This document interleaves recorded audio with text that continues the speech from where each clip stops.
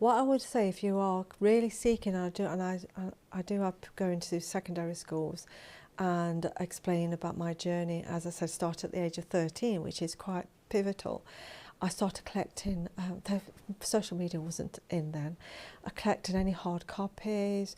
I looked at what they're looking at. They say, are you a character of good personality, communication skills? Can you work in a team? Can you take pressure? Start to think about, do those skill sets or those experiences fit your profile? If not, what can you do to try and improve that? Because I was a team player because I played in netball, so we had to share and look at and coordinate. My communication skills grew because I was never a public speaker, so I had to sort of learn how to speak in a public forum.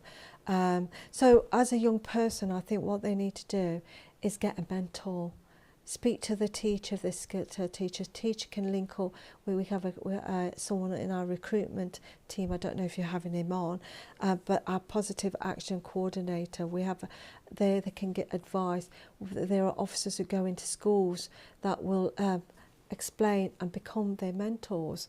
So don't just leave this massive gap, but build your momentum. There's lots of things on the YouTube now, on the internet, to show what you need to do to prepare to become a good police officer for your application as well. Fitness, I forgot fitness. Make sure you're fit.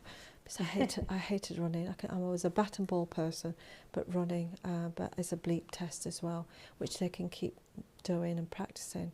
So it makes it easier for them.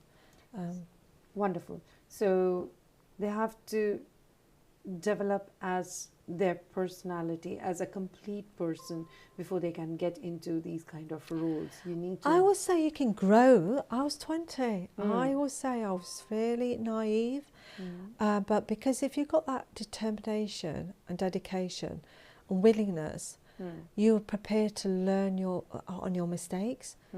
And I evolved and I grew into the organisation.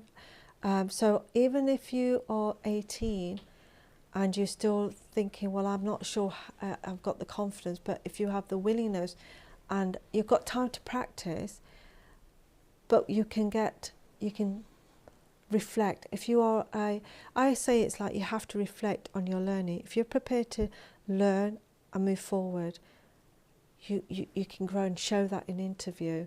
And that's what they're looking at. So as I say, as a PCDA, an 18-year-old may not be exposed as a 25-year-old who's been in work environment, but they will be looking for potential